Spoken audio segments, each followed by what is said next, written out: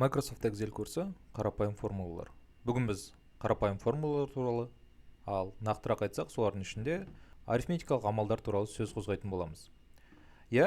Қарапайым арифметикалық есептеулерді осы Excelдің ұяшығында бірден жасауға болады. Мысалы, 2 қосу 5 деп жазатын болсақ, біз бірден нәтижені ала аламыз. Алайда бұл формулаға жатпайды. Формула болу үшін біз келесідей әрекет жасайық.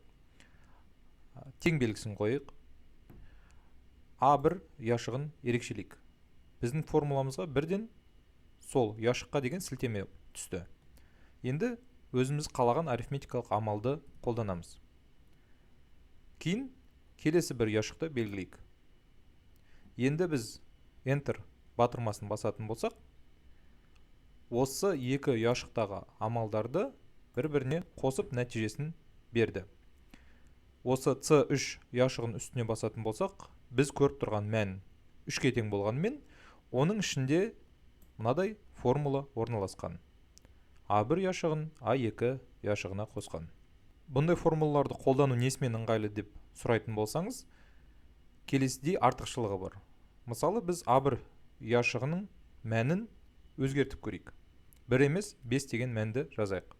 Енді мен Enter батырмасын бассам, біздің қосындыны есептейтін ұяшығымыздағы мән бірден өзгерді.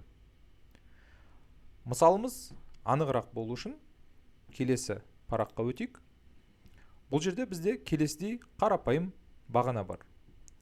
Бізде тауар бар. Олар сүт, нан, қант. Және осы тауардың саны бар. Қаншауын алдық немесе саттық. 5, 7, 12. Және әрқайсының бағасы бар. Теңгемен деп есептейік. Енді мына жерге формуламыз жазайық. Біздің формулаларымыз міндетті түрде тең таңбасынан басталады. Алғашқы тауардың санын белгілейік. Көбейту амалын қолданамыз да келесі ұяшықты белгілейміз. Енді біз Enter батырмасын басатын болсақ, бізге бірден жалпы қанша ақша кеткенімізді есептеп бере алады.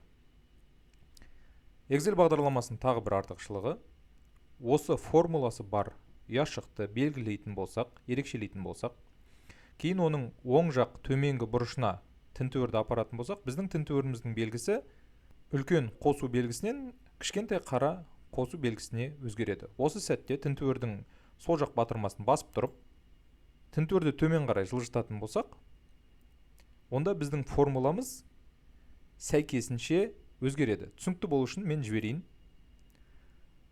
Яғни,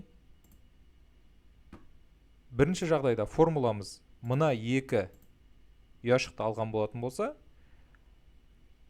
D3 ұяшығы үшін сәйкесінше B3 және де C3 ұяшықтарын алып отыр. Ал D4 ұяшығы үшін сәйкесінше B4 және де C4 ұяшықтарын алып отыр. Осылайша біз Excelде қарапайым формулаларды қолданаламыз.